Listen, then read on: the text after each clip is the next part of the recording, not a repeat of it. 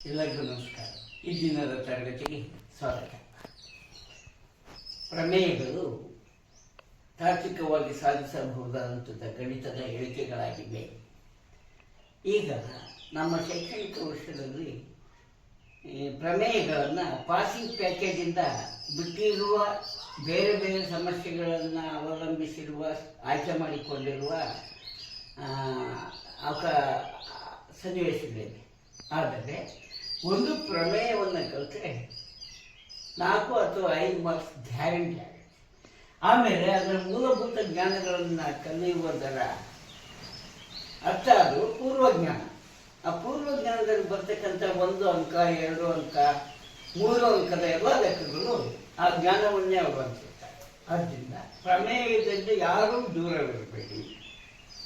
ಪ್ರಮೇಯಗಳನ್ನು ಕಲಿತುಕೊಳ್ಳುವ ರೀತಿ ಮೂಲಭೂತ ಜ್ಞಾನಾಂಶಗಳಿಗೆ.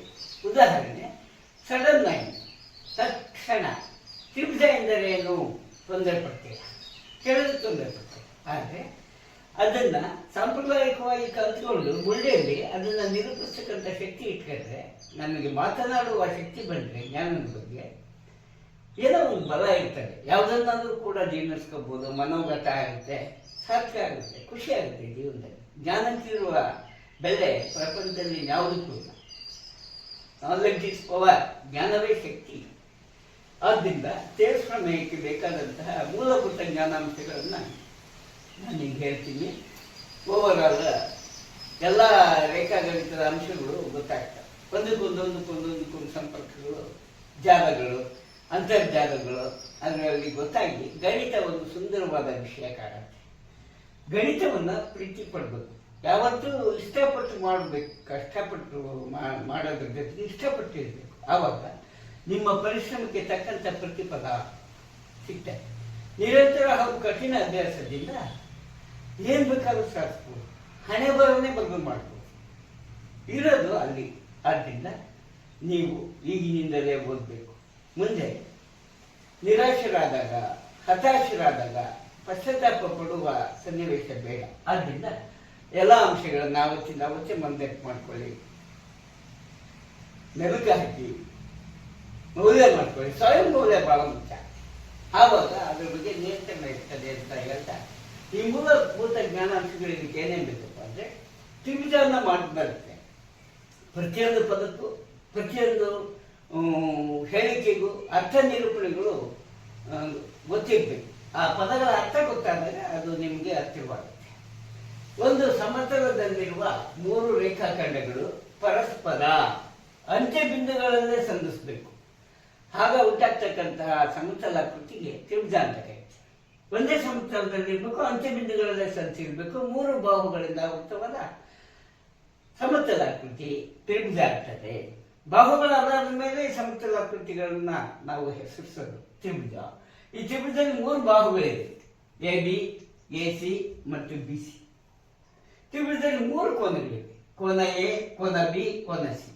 ಈ ಕೋನವನ್ನ 3 ಅಕ್ಷರದಲ್ಲೂ ಹೇಳ್ತಕ್ಕಂಥದ್ದು ಉಂಟು. ಕೋನ ABC. ಕೋನ ಉಂಟಾಗಿರುವ ಶೃಂಗವನ್ನು ಸೂಚಿಸುವ ಅಕ್ಷರ ಮಧ್ಯದಲ್ಲಿ ಬರೋ ರೀತಿ ಕೋನ ABC ಅಥವಾ ಕೋನ CB ಅಂತ ಹೇಳ್ಬೋದು. ಕೋನ BAC ಅಥವಾ ಕೋನ CAB, ಕೋನ ACB ಅಥವಾ ಕೋನ BCA. 3 ಕೋನಗಳಿವೆ. ನೀವೊಂದು ತ್ರಿಭುಜವನ್ನ ಎಳೆದು ಅದರ ಪ್ರತಿಯೊಂದು ಕೋನವನ್ನು ಅಳತೆ ಮಾಡಿಕೊಡಿ. 3 ಕೋನಗಳ ಮೊತ್ತ ತ್ರಿಭುಜದಲ್ಲಿ 3 ಕೋನಗಳ ಮೊತ್ತ 180 ಡಿಗ್ರಿ ಇರುತ್ತದೆ. ತ್ರಿಭುಜದ ವಿಸ್ತೀರ್ಣವನ್ನು ಕಂಡುಹಿಡಿಯುವ ಸೂತ್ರ ಬರೆಯಿರಿ. ಚಿತ್ರದಲ್ಲಿರುವ ತ್ರಿಭುಜಗಳ ವಿಸ್ತೀರ್ಣಗಳನ್ನು ಕಂಡುಹಿಡಿಯಿರಿ. ತ್ರಿಭುಜದ ವಿಸ್ತೀರ್ಣವನ್ನು ಕಂಡುಹಿಡಿಯುವ ಸೂತ್ರ ಬರೆಯಿರಿ ಹಾಗೂ ಈ ತ್ರಿಭುಜಗಳ ವಿಸ್ತೀರ್ಣಗಳನ್ನು ಕಂಡುಹಿಡಿಯಿರಿ. ಉದಾಹರಣೆಗೆ ತಗೊಂಡಿದ್ದೀನಿ. ಪ್ರಮೇಯದ ಬರ್ತಕ್ಕಂಥ ಆಕೃತಿಗಳನ್ನೇ ಆರಿಸ್ಕೊಂಡಿದೆ. ವಿಸ್ತೀರ್ಣ ಅಂತ ಬಂದಾಗ ಸಮತಲಾಕೃತಿಗಳಿಗೆ ವಿಸ್ತೀರ್ಣ ಇರ್ತಾರೆ. ವಿಸ್ತೀರ್ಣಕ್ಕೆ ಇನ್ನೊಂದು ಹೆಸರು ಕ್ಷೇತ್ರಫಲ, ಸಲೆ. ಅಂದರೆ ಸಮತಲಾಕೃತಿಯ ಸೀಮಾರೇಖೆಯಿಂದ ಆವೃತವಾದ ಒಳಗಿನ ಎಲ್ಲ ಬಿಂದುಗಳಿಂದಾದ ಪ್ರದೇಶವನ್ನ, ಸಮತಲಾಕೃತಿಯ ಸೀಮಾರೇಖೆಯಿಂದ ಒಳಗಡೆ ಆವೃತವಾಗಿರುವ ಎಲ್ಲ ಬಿಂದುಗಳಿಂದಾದ ಕ್ಷೇತ್ರ ಅಥವಾ ಪ್ರದೇಶ ಬನ್ನ ಆ ಸಮತಲಾಕೃತಿಯ ವಿಸ್ತೀರ್ಣ ಅಂತ ಕರೀತಾರೆ. ಸಮತಲಾಕೃತಿಗಳಿಗೆ ವಿಸ್ತೀರ್ಣ ಇರುತ್ತೆ. ತ್ರಿಭುಜದ ವಿಸ್ತೀರ್ಣ ಅರ್ಧ ಇಂಟು ಪಾದ ಇಂಟು ಎತ್ತರ. ಸೂತ್ರ ಇಂಗ್ಲಿಷಲ್ಲಿ A half into B into H ಅಂದರೆ ಇದು ಎ ಅಂದರೆ ತ್ರಿಭುಜದ ವಿಸ್ತೀರ್ಣ. ಯಾಕೆಂದ್ರೆ ಸೂತ್ರ ಇರೋದು ತ್ರಿಭುಜದ ವಿಸ್ತೀರ್ಣಕ್ಕೆ ಹಾಫ್ ಇಂಟು ಬಿ ಇಂಟು ಹೆಚ್. ಬಿ ಹೆಚ್ ಅಂಶದಲ್ಲಿ ಇರುತ್ತೆ, ಛೇದದಲ್ಲಿ 2 ಇರುತ್ತೆ. ಬಿ ಎಚ್ ಬೈ 2 ಅಂತಲೂ ಕರಿಬೋದು. Area of the triangle B H by 2. ಸಮಾನಾಂತರ ಚತುರ್ಭುಜದ ವಿಸ್ತೀರ್ಣ ಬಿ ಎಚ್, ತ್ರಿಭುಜದ ವಿಸ್ತೀರ್ಣ ಬೈ 2 ಆಗುತ್ತೆ, ಅರ್ಧ ಆಗುತ್ತೆ. ಯಾಕೆಂದ್ರೆ ಸಮಾನಾಂತರ ಚತುರ್ಭುಜದಲ್ಲಿ ಕರ್ಣಗಳನ್ನ ಎಳೆದಾಗ ಕರ್ಣವು ಸಮಾಂತರ ಚತುರ್ಭುಜವನ್ನು ರಚಿಸುತ್ತದೆ. ಹಾಗಾಗಿ ಈ ಎತ್ತರ ಸ್ಥಿರವಾಗಿರು. ಹಾಗಾಗಿ ಒಂದೇ ಪಾದ ಮತ್ತು ಒಂದೇ ಎತ್ತರ ಇರುವ ತ್ರಿಭುಜಗಳ ಮತ್ತು ಸಮಾನಾಂತರ ತ್ರಿಭುಜಗಳ ನಡುವಿನ ಸಂಬಂಧ, ವಿಸ್ತೀರ್ಣಗಳ ಸಂಬಂಧ ಇದೆ. ಸಮಾಂತರ ಚತುರ್ಭುಜದ ವಿಸ್ತೀರ್ಣ ಬಿ ಇಂಟು ಎಚ್, ತ್ರಿಭುಜದ ವಿಸ್ತೀರ್ಣ half into B into H. ಯಾಕೆಂದ್ರೆ ಇದು ಸಮ. ಈ ತ್ರಿಭುಜಕ್ಕೆ ಪಾದ ಅಂದರೆ ಈ ತ್ರಿಭುಜಕ್ಕೆ ಪಾದ ಒಂದೇ. H is the same distance. ಸಮಾಂತರ ಸರಳ ರೇಖೆಗಳ ನಡುವಿನ ಸ್ಥಿರವಾದ ದೂರ ಎರಡಕ್ಕೂ ಎತ್ತರ ಆಗಿರುತ್ತೆ. ಈಗ ಇದರ ವಿಸ್ತೀರ್ಣ ಹಾಫ್ ಇಂಟು ಬಿ ಇಂಟು ಹೆಚ್. ಇಲ್ಲಿ ಬಿ ಏಡಿ ತಗೋಬೇಕು, ಯಾಕೆಂದ್ರೆ ಏಡಿಗೆ ಅನುರೂಪವಾದ ಲಂಬ ಎತ್ತರ ಇ ಎನ್ ಇದೆ. ಅದರಿಂದ ಏಡಿ ಪದ ತಗೋಬೇಕು, ಇ ಎನ್ ಎತ್ತರ ತಗೋಬೇಕು. ಅರ್ಧ ಇಂಟು 2 ಇಂಟು 4. 2 ಸೆಂಟಿಮೀಟರ್ 4 ಸೆಂಟಿಮೀಟರ್ ಅಂದರೆ 2 4 ಚದರ ಸೆಂಟಿಮೀಟರ್. ಈ ತ್ರಿಭುಜ ಎಡಿ ಎ ವಿಸ್ತೀರ್ಣ, ತ್ರಿಭುಜ ಎಡಿ ಎ ವಿಸ್ತೀರ್ಣ. ಹಾಗೆ ಇದರ ವಿಸ್ತೀರ್ಣ ಕರೀತೀವಿ. ಇಲ್ಲಿ ಎತ್ತರ ಡಿ ಬರುತ್ತೆ, ಯಾಕೆಂದ್ರೆ ಡಿ ಅನುರೂಪವಾದ ಲಂಬೋನ್ನತಿಯನ್ನು ಸೂಚಿಸಿದ್ದಾರೆ. ತ್ರಿಭುಜದಲ್ಲಿ 3 ಬಾಹುಗಳು ಹೇಗಿರ್ತಾವೋ ಹಾಗೆ 3 ಲಂಬ ಎತ್ತರಗಳನ್ನ ಎಳಿಬಹುದು, ಅವುಗಳ ಅಭಿಮುಖ ಶೃಂಗ ಬಿಂದುವಿನಿಂದ. ಆದರೆ ಎಲ್ಲ ಹಂತದಲ್ಲೂ ಕೂಡ ತ್ರಿಭುಜದ ವಿಸ್ತೀರ್ಣ ಒಂದೇ ಆಗಿರುತ್ತೆ. ತ್ರಿಭುಜ ಎಡಿ ವಿಸ್ತೀರ್ಣ 2ನೇ ಹಂತದಲ್ಲಿ, ಇದು 2ನೇ ಚಿತ್ರ, ಇದು 3ನೇ ಚಿತ್ರ, 1ನೇ ಚಿತ್ರ. ಇಲ್ಲಿ ನೋಡಿ, ಎಡಿ ತ್ರಿಭುಜ ಎಡಿ ತ್ರಿಭುಜ ಒಂದೇ ತ್ರಿಭುಜ. ಅದು ಎಡಿ ಪಾದ ಕೊಟ್ಟಾಗ ಈ ಲಂಬ, ಅದರ ವಿಸ್ತೀರ್ಣ 4 ಚದರ ಸೆಂಟಿಮೀಟರ್. ವಿಸ್ತೀರ್ಣದ ಮಾನ ಚದರ ಸೆಂಟಿಮೀಟರ್, ಉದ್ದದ ಮಾನ ಸೆಂಟಿಮೀಟರ್ ಇದ್ದಾಗ ಚದರ ಸೆಂಟಿಮೀಟರ್. 2ನೇ ಚಿತ್ರದಲ್ಲಿ ಅದೇ ತ್ರಿಭುಜ ಪಾದ ಎ ಆಗಿರುತ್ತೆ. ಏಕೆಂದ್ರೆ ಲಂಬೋನ್ನತಿ ಕೊಟ್ಟಿರೋದಕ್ಕೆ ಅನುರೂಪವಾದ ಬಾಹುವನ್ನ ಪಾದವನ್ನು ತಗೋಬೇಕು. ಆವಾಗ ಪಾದ 4 ಸೆಂಟಿಮೀಟರ್ ಎತ್ತರ ಡಿ ಎಂ ಎತ್ತರ ಆಗುತ್ತೆ. ಡಿ ಎಂ ಎತ್ತರ 2 ಸೆಂಟಿಮೀಟರ್, 4 ಚದರ ಸೆಂಟಿಮೀಟರ್. ಚದರ ಸೆಂಟಿಮೀಟರ್ನ ಇಂಗ್ಲಿಷ್ನಲ್ಲಿ ಸೆಂಟಿಮೀಟರ್ ಸ್ಕ್ವೇರ್ ಅಂತ ಕರೀತಾರೆ. ಈಗ ಎಡಿ ವಿಸ್ತೀರ್ಣ 2 ಹಂತದಲ್ಲಿ ಒಂದೇ ಬರುತ್ತೆ, ಯಾಕೆಂದ್ರೆ ಅದೊಂದೇ ತ್ರಿಭುಜ. ಪಾದಗಳು ಬಾಹುಗಳು ಹೇಗಿರ್ತಾವೋ ಹಾಗೆ ಅವುಗಳಿಗೆ ಅನುರೂಪವಾದ ಲಂಬೋನ್ನತಿಗಳು 3 ಇರ್ತಾರೆ. ಯಾವ ಪಾದ ಕೊಟ್ಟಾಗ ಯಾವ ಲಂಬೋನ್ನತಿ ಕೊಟ್ಟಿದ್ದಾರೆ ನೀವು ಮಾಡಿದರೆ ಅದರ ವಿಸ್ತೀರ್ಣ ಬರ್ತದೆ. ತ್ರಿಭುಜದ ವಿಸ್ತೀರ್ಣ ಕೊಟ್ಟರೆ ಅರ್ಧ ಇಂಟು ಪಾದ ಇಂಟು ಎತ್ತರ. ಇದೇ ರೀತಿ ತ್ರಿಭುಜ ಬಿಡಿ ಮತ್ತು ತ್ರಿಭುಜ ಸಿ ಡಿ ವಿಸ್ತೀರ್ಣಗಳನ್ನು ಎಂಥ ಗುಣದಲ್ಲಿ ಯಾಕೆ ಅವು ಸಮ ಅನ್ನೋದನ್ನ ಮುಂದಿನ ಚಿತ್ರಗಳಲ್ಲಿ ಹೇಳ್ತೀವಿ. ಸಮಯದ ಮುಂದಿನ ಮೂಲಭೂತ ಜ್ಞಾನಾಂಶ ಇಲ್ಲಿ ಗೊತ್ತಾಗುತ್ತೆ. ತ್ರಿಭುಜ ಬಿ ಡಿ ಮತ್ತು ತ್ರಿಭುಜ ಸಿ ಡಿ ವಿಸ್ತೀರ್ಣಗಳು ಸಮ ಅಂತ ಒಂದು ಕಡೆ ಬರುತ್ತೆ. ಅವೆರಡು ಸಮ ಏಕೆಂದರೆ ಚಿತ್ರದಲ್ಲಿ D parallel to B C, ತ್ರಿಭುಜ ಬಿ ಡಿ ಮತ್ತು ತ್ರಿಭುಜ ಸಿ ಡಿಗಳ ಬಗ್ಗೆ ಏನು ಹೇಳಿದಿದೆ, ಏಕೆ ಅವುಗಳ ವಿಸ್ತೀರ್ಣ ಕಂಡುಹಿಡಿಯಿರಿ. ಅಂದರೆ ತ್ರಿಭುಜ ಬಿ ಡಿಗೆ ಪಾದ ಡಿ, ತ್ರಿಭುಜ ಸಿ ಡಿಗೂ ಪಾದ ಡಿ, ಒಂದೇ ಪಾದ. ಮೊದಲೇ ಹೇಳ್ತೀನಿ, ತ್ರಿಭುಜದ 3 ಬಾಹುಗಳಿಗೂ ಕೂಡ 3 ಲಂಬೋನ್ನತಿಗಳಿರುತ್ತೆ. ಈಗ ಡಿಗೆ ಲಂಬೋನ್ನತಿ ಯಾವುದು ಅಂದರೆ ಬಿ ಇಂದ ಲಂಬ ಎಳಿಬೇಕು. ಬಿ ಇಂದ ಲಂಬ ಎಳೆದ್ರೆ ಅದು ಲಂಬೋನ್ನತಿ ಆಗುತ್ತೆ.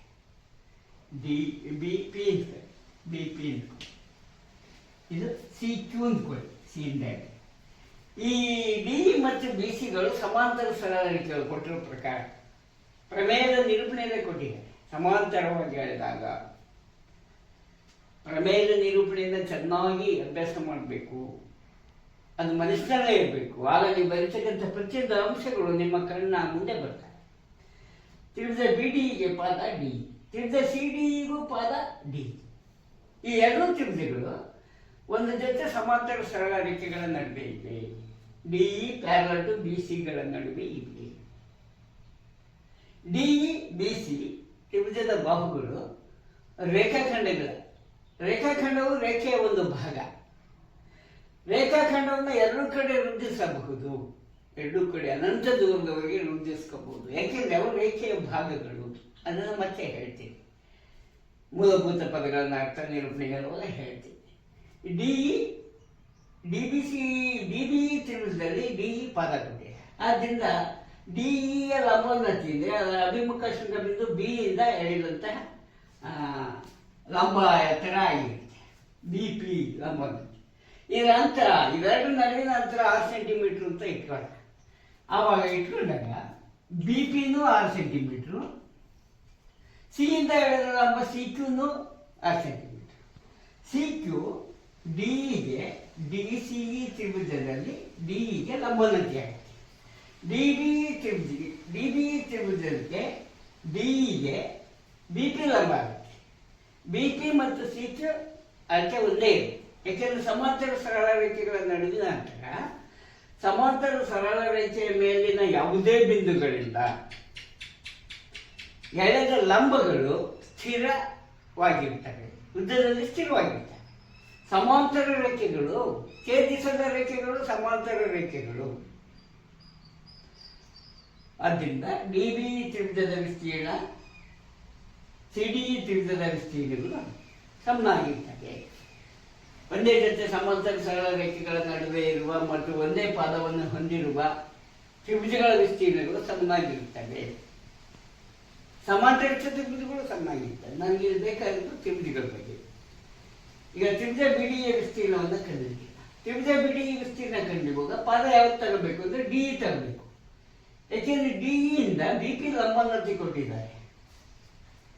ಡಿ ಇಂದ ಬಿ ಪಿ ಲಂಬೋನ್ನತಿ ಕೊಟ್ಟಿದ್ದಾರೆ. ಬಿ ಪಿ ಎಷ್ಟಿದೆ 6 ಸೆಂಟಿಮೀಟರ್. ಅದನ್ನ ಡಿ ಪಾದ ತಗೊಂಡು ಎತ್ತರ ಬಿ ಪಿ ಅರ್ಧ ಇಂಟು ಪಾದ ಇಂಟು ಎತ್ತರ ಅರ್ಧ ಇಂಟು 5, ಡಿ ಯನ್ನು 5 ಅಂತ ಇಟ್ಕೊಳ್ಳೋಣ. ಆಗ 2 3 6, 5 3 15, 5 3 15 ಚದರ ಸೆಂಟಿಮೀಟರ್ ಬಿಡಿ ವಿಸ್ತೀರ್ಣ. ಸಿಡಿ ತ್ರಿಭುಜ ವಿಸ್ತೀರ್ಣ ನೋಡೋದಾದ್ರೆ ಸಿಡಿ ತ್ರಿಭುಜದ ವಿಸ್ತೀರ್ಣವನ್ನು ಕಂಡುಹಿಡಿಯುವಾಗ ಡಿಯನ್ನೇ ಪಾದವಾಗಿ ತಗೋಬೇಕಾಗ್ತದೆ. ಯಾಕೆಂದ್ರೆ ಡಿಗೆ ಲಂಬೋನ್ನತಿ ಇರೋದು, ಸಿ ಇಂದ ಸಿ ಕ್ಯೂ ಲಂಬ ಇದೆ. ಆದ್ದರಿಂದ ಅಭಿಮುಖ ಬಾಹು ಡಿಯನ್ನು ಪಾದವಾಗಿ ತಗೊಂಡು D 5 centimetre, C Q 3 centimetre. ತ್ರಿಭುಜದ ವಿಸ್ತೀರ್ಣ ಆಯಿತು ಅರ್ಧ ಇಂಟು ಪಾದ ಇಂಟು ಎತ್ತರ. ಬಿ ಅಂದರೆ ಬೇಸ್, ಹೆಚ್ಚಂದ್ರೆ ಎತ್ತರ. ಇಂಗ್ಲಿಷ್ನ ಸಂಕೇತಗಳಿಂದ ಸೂತ್ರಗಳನ್ನ ಬರೆಯುವುದುಂಟು. ಅರ್ಧ into D into C same 15 ಚದರ ಸೆಂಟಿಮೀಟರ್ ಬರ್ತಾರೆ. ಇಂಗ್ಲಿಷ್ನಲ್ಲಿ ಸೆಂಟಿಮೀಟರ್ ಸ್ಕ್ವೇರ್ ವಿಸ್ತೀರ್ಣದ ಮಾನ. ಬೆಳಗಿನ ವಂದನೆಗಳು. ಈ ದಿನದ ತರಗತಿಗೆ ಸ್ವಾಗತ. ಥೇಲ್ಸ್ ಪ್ರಮೇಯದ ಸಾಧನೆಯಲ್ಲಿ ಪೂರ್ವಜ್ಞಾನ ಅಂಶಗಳನ್ನು ತಿಳ್ಕೊಳ್ತಾ ಇದ್ವಿ. ಇಲ್ಲೊಂದು ಅಂಶ ಇದೆ. ಇದು 9ನೇ ತರಗತಿ ಅಥವಾ ಹಿಂದಿನ ತರಗತಿಗಳಲ್ಲಿ ಕಲಿತಂತಹ ಪ್ರಮೇಯದ ಅನ್ವಯ ಇದೆ. ಒಂದೇ ಜೊತೆ ಸಮಾಂತರ ಸರಳ ರೇಖೆಗಳ ನಡುವೆ ಇರುವ ಪಾದ ಒಂದೇ ಇರುವ ತ್ರಿಭುಜಗಳ ವಿಸ್ತೀರ್ಣಗಳು ಸಮನಾಗಿರುತ್ತವೆ. ಅದಕ್ಕೆ ಸಂಬಂಧಪಟ್ಟಂತೆ ನಿರ್ದಿಷ್ಟವಾದ ಬೆಲೆಗಳನ್ನು ಕೊಟ್ಟು ಉದಾಹರಣೆಯನ್ನು ಸಮರ್ಥಿಸುವ ಪ್ರಯತ್ನ ಮಾಡೋಣ. D E parallel to B C Thales ಪ್ರಮೇಯದ ನಿರೂಪಣೆಯಲ್ಲಿ ಡಿ ಇ ಸಮಾನಾಂತರವಾಗಿದೆ ತ್ರಿಭುಜ ಬಿ ಸಿಯ ಬಾಹುವಿಗೆ. ತ್ರಿಭುಜ ಎ ಬಿ ಸಿಯ ಒಂದು ಬಾಹು ಬಿ ಸಿಗೆ ಸಮಾನಾಂತರವಾಗಿದೆ. ರೇಖಾಖಂಡವನ್ನು ಎರಡೂ ಕಡೆ ಎಷ್ಟು ದೂರ ವೃದ್ಧಿಸಬಹುದು, ಎಷ್ಟು ದೂರ ಬೇಕಾದರೂ ವೃದ್ಧಿಸಬಹುದು. ರೇಖಾಖಂಡವು ರೇಖೆಯ ಒಂದು ಭಾಗ. ಆದ್ದರಿಂದ ಸಮಾಂತರ ಸರಳ ರೇಖೆಗಳು ಡಿ ಇ ಮತ್ತು ಬಿ ಸಿ ಕಲ್ಪನೆ ಮಾಡಿಕೊಳ್ಳಿ. ಸಮ ಅಂತರ, ಅಲ್ಲಿ ಸಮಾಂತರ ಸರಳ ರೇಖೆಗಳ ನಡುವಿನ ಅಂತರ ನಿರ್ದಿಷ್ಟವಾಗಿರ್ತದೆ. ಅಲ್ಲಿನ ಅಂತರ ಡಿ ಇ ಮತ್ತು ಬಿ ಸಿಗಳ ನಡುವಿನ ಅಂತರ 2 ಸೆಂಟಿಮೀಟರ್ ಅಂತ ಇಟ್ಕೊಳ್ಳಿ. ಡಿ ಇ 6 ಸೆಂಟಿಮೀಟರ್ ಅಂತ ಇಟ್ಕೊಳ್ಳಿ. ಆಗ ಬಿ ಡಿ ಇ ತ್ರಿಭುಜದ ವಿಸ್ತೀರ್ಣ ಕಂಡುಹಿಡಿಬೇಕು ಅಂದರೆ ಪಾದ ಡಿ ಇ ತಗೋಬೇಕು. ಯಾಕೆಂದರೆ ಅನುರೂಪ ಲಂಬ ಎತ್ತರ ಬಿ ಪಿ ಇದೆ. ಆದ್ದರಿಂದ ತ್ರಿಭುಜ DBE ವಿಸ್ತೀರ್ಣ ಅರ್ಧ ಇಂಟು ಪಾದ ಇಂಟು ಎತ್ತರ, ಅರ್ಧ ಇಂಟು DE ಪಾದ BP ಎತ್ತರ, ಅರ್ಧ ಇಂಟು 6, DE 6, BP 2, 2 3 6, 3 6 ಚದರ ಸೆಂಟಿಮೀಟರ್ DBE ವಿಸ್ತೀರ್ಣ ಆಯಿತು. ಹಾಗೆ DC ತ್ರಿಭುಜವನ್ನು ನೋಡಿ, ಅದಕ್ಕೂ ಪಾದ DEನೇ. ಏಕೆಂದರೆ ಸಿಯಿಂದ ಲಂಬ ಎತ್ತರ ಎಳೆಯಬೇಕು, ಡಿ ಒಂದೇ ಪಾದ ಅಂತ ತಿಳ್ಕೊಬೇಕು. ಈಗ ನೀವು ಮೇಲೆ ಇದೆ ಪಾದ ಕೆಳಗಿರಬೇಕು ಆ ಥರ ಎಲ್ಲ ಗೊಂದಲಕ್ಕೊಳಗಾಗಬೇಡಿ. ಆಕೃತಿಗಳನ್ನ ಯಾವ ರೀತಿ ಬೇಕಾದ್ರೂ ತಿರುಗಿಸ್ಕೋಬೋದು. ಈ ಪುಸ್ತಕನಾದ್ರೂ ತಿರ್ಸ್ಕೊಂಡು ನೋಡಿ ಡಿ ಪಾದ ಕಾಣುತ್ತೆ, ಇಲ್ಲ ಆಕೃತಿನಾದ್ರೂ ಕಲ್ಪನೆ ಮಾಡ್ಕೊಳ್ಳಿ ಕೆಳಗಿದೆ ಅಂತ. ಆಗ CQ ಎತ್ತರ ಆಗುತ್ತೆ, CQ ಎತ್ತರ ಆಗುತ್ತೆ, ಡಿ ಪಾದ ಆಗುತ್ತೆ. BD ತ್ರಿಭುಜಕ್ಕೂ ಪಾದ ಡಿ, CD ತ್ರಿಭುಜಕ್ಕೂ ಪಾದ ಡಿ. ಆದ್ದರಿಂದ DE ಇಂಟು CQ 6 ಇಂಟು 2, 6 ಅರ್ಧ 3, 3 6 ಚದರ ಸೆಂಟಿಮೀಟರ್. ಸೆಂಟಿಮೀಟರ್ ಸ್ಕ್ವೇರ್ ಅಂತ ಹೇಳ್ತೀವಿ ಇಂಗ್ಲೀಷ್ನಲ್ಲಿ, ಕನ್ನಡ ಬುಕ್ಕಲ್ಲಿ ಆ ಥರನೂ ಪ್ರಿಂಟ್ ಆಗುತ್ತೆ. ಸೆಂಟಿಮೀಟರ್ ಸ್ಕ್ವೇರ್ ಅಂದರೆ ಚದರ ಸೆಂಟಿಮೀಟರ್. ಈಗ ನೋಡಿ, DBE ತ್ರಿಭುಜದ ವಿಸ್ತೀರ್ಣ, DCE ತ್ರಿಭುಜದ ವಿಸ್ತೀರ್ಣ ಎರಡೂ ಕೂಡ 6 ಚದರ ಸೆಂಟಿಮೀಟರ್ ಬಂದಿದೆ.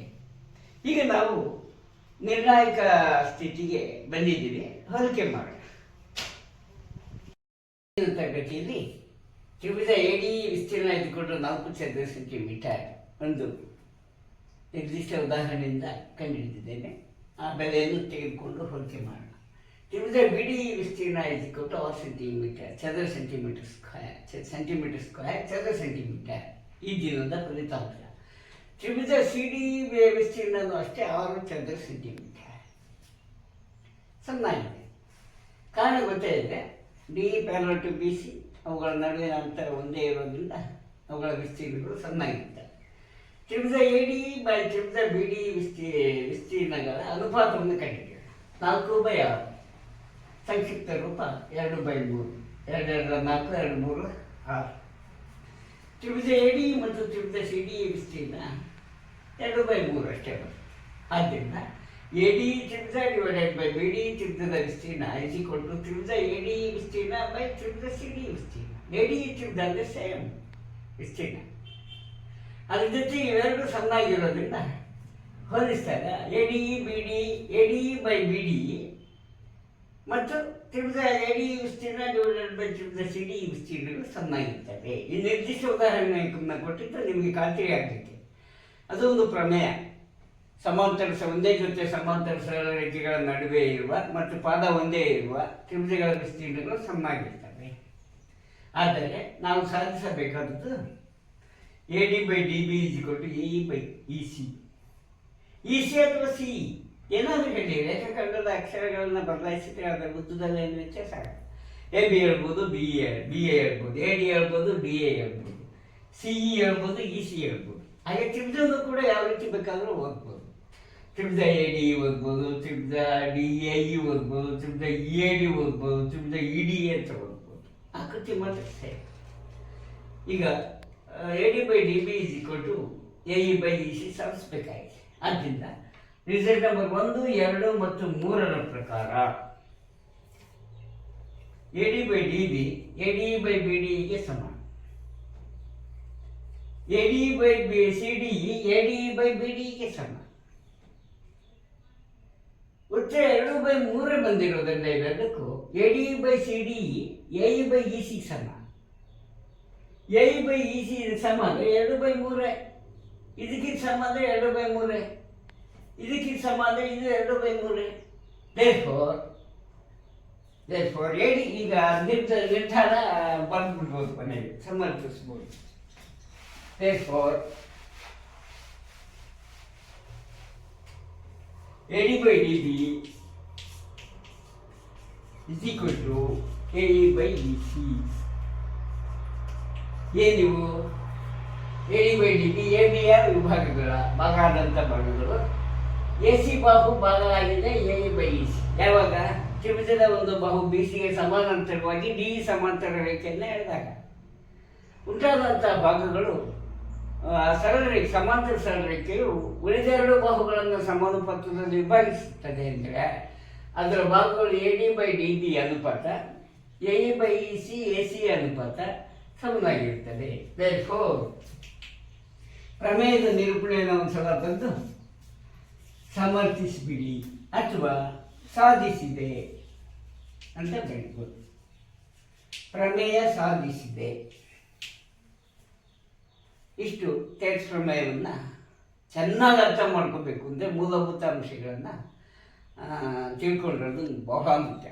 ಕೆಲವರಿಗೆ ನೋಡಿದ ತಕ್ಷಣ ಅದನ್ನು ಹಾಗೆ ಇರ್ತಕ್ಕಂಥ ಸಾಮರ್ಥ್ಯ, ಬುದ್ಧಿ ಸಾಮರ್ಥ್ಯ ಇದೆ. ಆದ ಕಾರಣಗಳು ಗೊತ್ತಿದ್ದಾಗ ಮಾತ್ರ ವಿಷಯ ಮನೋಗತ ಆಗೋದು, ಆ ಸಬ್ಜೆಕ್ಟಿನ ಸೌಂದರ್ಯ ಗೊತ್ತಾಗೋದು ನಿಜವಾಗಿ ಅರ್ಥ ಮಾಡ್ಕೊಂಡಾಗ. ನೀವು ನೋಡಿದ ತಕ್ಷಣ ಅದೇ ಥರ ಪ್ರಿಂಟ್ ಮಾಡೋರಿದ್ದೀರಿ. ಮೆಕ್ಯಾನಿಕಲ್ ಸ್ಟಡಿ ಅದು ಬೇರೆ, ಅದು ಅಳಿಸಿ ಹೋಗುತ್ತೆ ನಾವು ದೂರವಾದಂತೆ, ದಿನ ಕಳೆದಂತೆ. ಇದು ಅರ್ಥ ಮಾಡ್ಕೊಂಡಂಥ ವಿಷಯ ಯಾವತ್ತೂ ಕೂಡ ಮನಸ್ಸಿನಿಂದ ದೂರ ಆಗಲ್ಲ. ಅದ್ರ ಬಗ್ಗೆ ನಿಮಗೆ ನಂಬಿಕೆ ಬಂದಿರುತ್ತೆ, ಅದು ನಿಮ್ಮನ್ನು ಬಿಟ್ಟು ಹೋಗಲ್ಲ. ನಿಮಗೆ ಅದ್ರ ಮೇಲೆ ಪ್ರೀತಿ ವಿಶ್ವಾಸ ಬರುತ್ತೆ. ನಂಬಿಕೆನೇ ದೇವರು. ಶ್ರದ್ಧೆಯಿಂದ ಓದಿ, ಆಸಕ್ತಿಯಿಂದ ನೀವು ಸಂತೋಷ ಪಡಿ, ನಿಜವಾದ ಜ್ಞಾನವನ್ನು ಸಂಪಾದಿಸಿ. ಅದಕ್ಕೋಸ್ಕರ ಈ ಪ್ರಮೇಯಂದಿಷ್ಟು ಡೀಟೇಲ್ ಆಗಿ ಹೇಳಿದ್ದೀನಿ. ಪ್ರತಿಯೊಂದು ಪ್ರಮೇಯಕ್ಕೂ ಕೂಡ ಇಂದಿನ ತರಗತಿಯ ಮೂಲಭೂತ ಜ್ಞಾನಾಂಶಗಳು ತುಂಬ ಮುಖ್ಯ. ತ್ರಿಭುಜ ಅಂದರೆ ಗೊತ್ತಿಲ್ಲ, ಅದರಿಂದ ಒಂದು ಸಲ ಜ್ಞಾಪಿಸಿದ್ದೀನಿ. ಈ AD BD CD ವಿಸ್ತೀರ್ಣ ಭಾಳ ಸುಲಭವಾಗಿ ಜ್ಞಾಪಿಸ್ಕೋಬೋದು. ABC DCSP ಎಲ್ಲದಕ್ಕೂ. ಇದ್ರ ಜೊತೆಗೆ M ಮತ್ತು N ಎರಡು ಅಕ್ಷರಗಳು ಗೊತ್ತಿದ್ಬಿಟ್ರೆ ಈ ಪ್ರಮೇಯ ಬಂದೋಗ್ಬಿಡುತ್ತೆ. ಹೇಗೆ AD/BD ಹೋಲಿಕೆ ಮಾಡಿ, AD/CD ಹೋಲಿಕೆ ಮಾಡಿ, ಇದನ್ನು ಅಂಶ ಜ್ಞಾಪಕ ಇಟ್ಕೊಳ್ಳಿ. ತ್ರಿಭುಜ BD = ತ್ರಿಭುಜ CD ವಿಸ್ತೀರ್ಣ ಜ್ಞಾಪಕ ಇಟ್ಕೊಂಡ್ಬಿಟ್ರೆ AD/BD = AD/DB ಒಂದೇ ರಿಸಲ್ಟ್, AD/CD = AE/CE ಎರಡನೇ ರಿಸಲ್ಟ್. ಇವೆರಡು ಸಮ ಮೂರನೇ ರಿಸಲ್ಟ್. 1, 2 ಮತ್ತು 3ರಿಂದ AD/DB = AE/EC. ಪ್ರಮೇಯವನ್ನು ಸಾಧಿಸಿದೆ, ಮುಗಿದಾಯ್ತು. ಚೆನ್ನಾಗಿ ಕಲಿತ ಮೇಲೆ ಅದೆಂದು ಮರ್ತೋಗ. ಇನ್ನು ಅದನ್ನು ನೀವು ಪರೀಕ್ಷೆಯಿಂದಲೂ ರಿವೈಸ್ ಮಾಡೋದು ಬೇಕಲ್ಲ, ಮನಸ್ಸಿನಲ್ಲೇ ಇರುತ್ತೆ. ಬಟ್ ಹಿಂಗೆ ಕ್ಲಾಸ್ ಮಾಡ್ತಾ ಹೋದರೆ ನಿಮಗೆ ಅತ್ಯಂತ ಪರೀಕ್ಷೆ ಅಂದರೆ ತುಂಬ ಖುಷಿ ಆಗುತ್ತೆ. ಕಾಯ್ತಾ ಇರ್ತೀನಿ. Thank you.